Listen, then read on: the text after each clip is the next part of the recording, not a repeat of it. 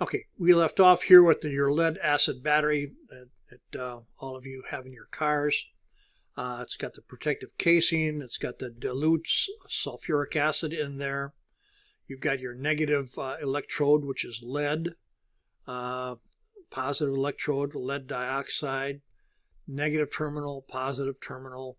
And you can see how each one of these is considered a separate cell.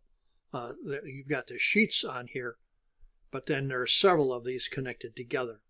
And depending upon the number of volts for your battery, whether it's 6 volt or 12 volt, you have a different number of them, depending upon the type of equipment that's used to operate. Here is one for a different model. This is the hydrogen fuel cell scheme, where you have oxygen, essentially water, with a current flowing through it, so that you have hydrogen, okay, and oxygen being generated. So air goes in, and what happens is you're going to get out of here the unused gases. Here you have hydrogen flowing in. You have the excess hydrogen going out here. This is a hydrogen electrode here. And this is the reaction. Oxygen from the air reacts with hydrogen to produce water and electricity.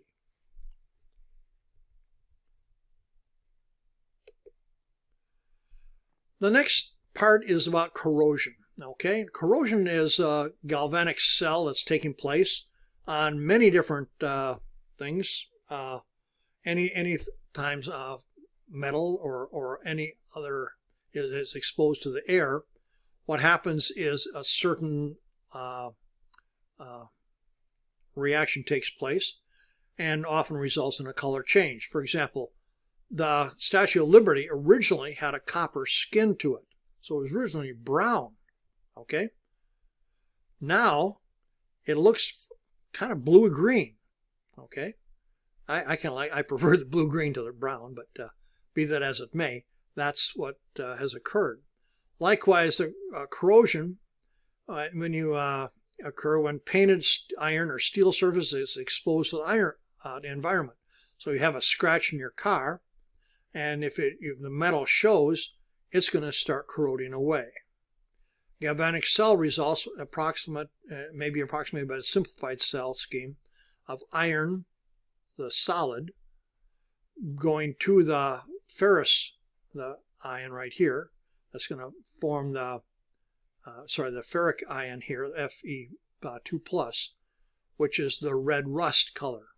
Okay, and then here you have oxygen and water.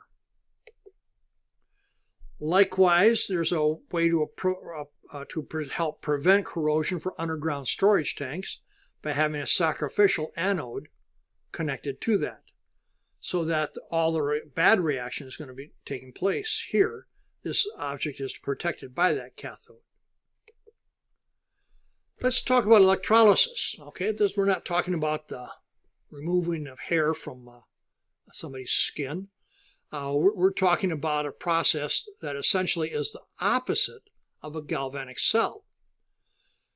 Sometimes what happens, if you actually have a voltage source, you can force a reaction to take place. You supply energy to this, you supply electrons to it, and you can get those reactions to go in the opposite direction. There's a lot of different ways in which you can do this. You can do, for example, here.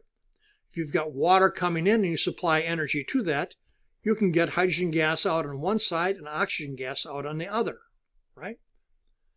Likewise, if you want to plate silver onto a spoon, if you can transfer silver in a solid form here to the silver ion that covers this particular spoon over here.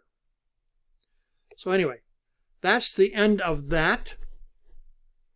And what I'm going to do is I'm going to try to, okay, we are transferring to the homework solutions, and this is the section under the test review for the test that we are having on the 20th. I'm going to go through these fairly quickly. Only I'm going to pause by those where people seem to have trouble. I won't be able to do that too much on the last chapter, but we will do that on the very first one. So anyway, based upon molecular polarity, which of the following molecules will be soluble in water? The answer is glucose, methanol, ethanol, of course. The methane would not be dissolved in water, nor would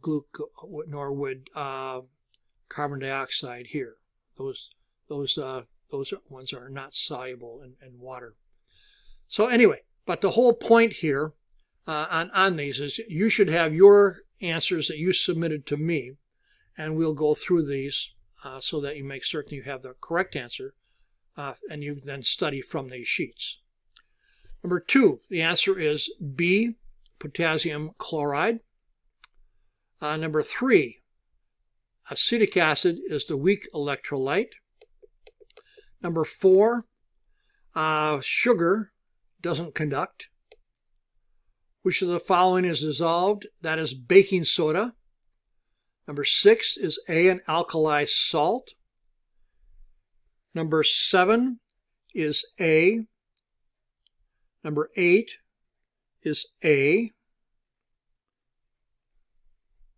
And let's continue on.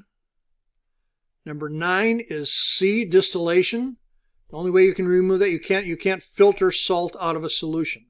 Okay? The only way you can do that is by boiling or distilling it. Number 10 is B. 11 also is B. 12 is C. Okay. And these are all involving the colligative properties here. Now what happens here is that some people were answering B, but the answer is C. Okay.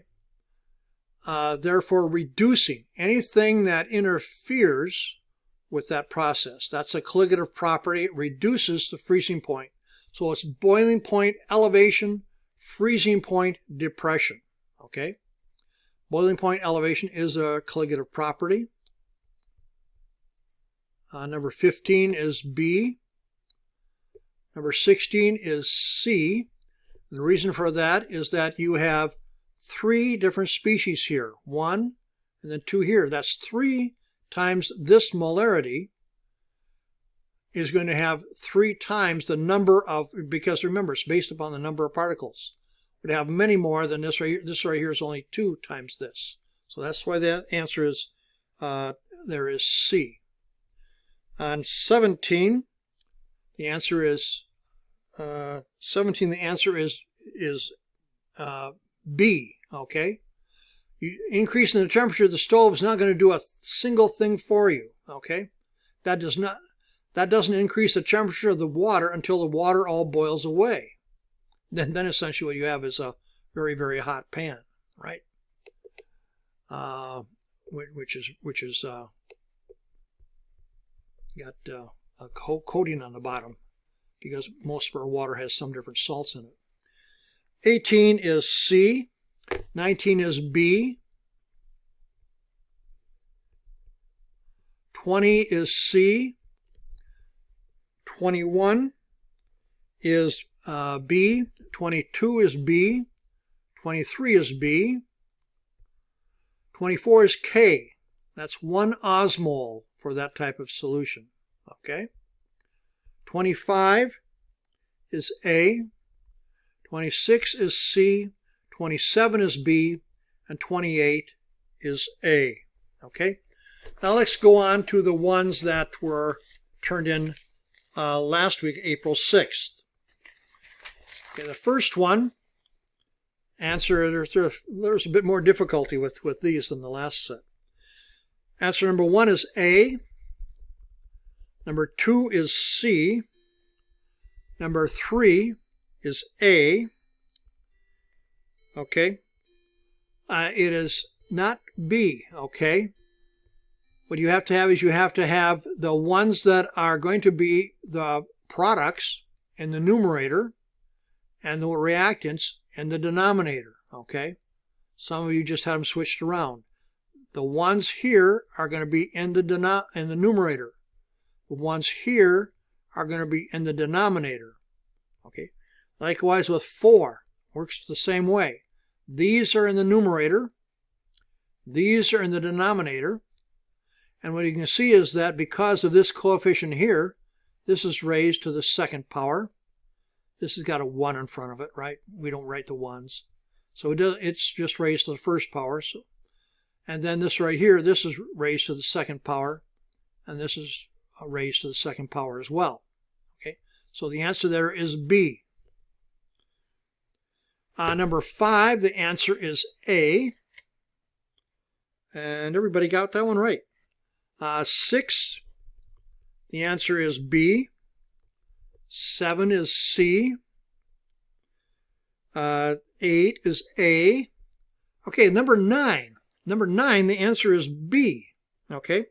For some strange reason, everyone seemed to think that it was a silver electrode. But a typical electrode on a pH meter is a glass electrode. Okay. Gold and silver are rarely used for electrodes.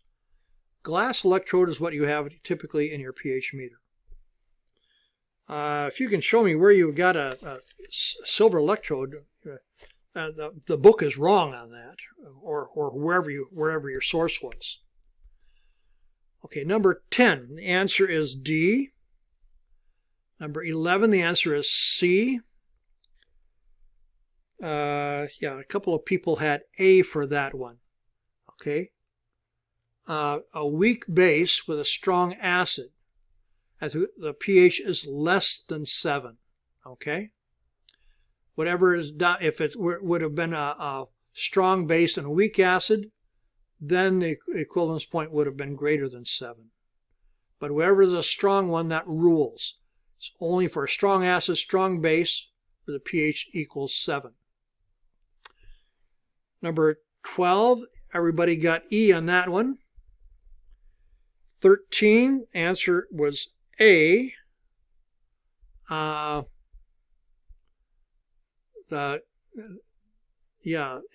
It's salt and water is what is always produced there. So it's not, you have to remember that there is a cation associated with the acid, and there's an anion associated with the and also a anion associated with the base, right? So those are going to form a salt. Those are going to form water, and then the other ions are going to form a salt. Number 14, the answer is C. That serves as an indicator. Everybody get that one right. 15, the answer is D, colorless to pink. This is a fun trick that we used to play. Oh, I was very young at the time. I wasn't hardly in high school.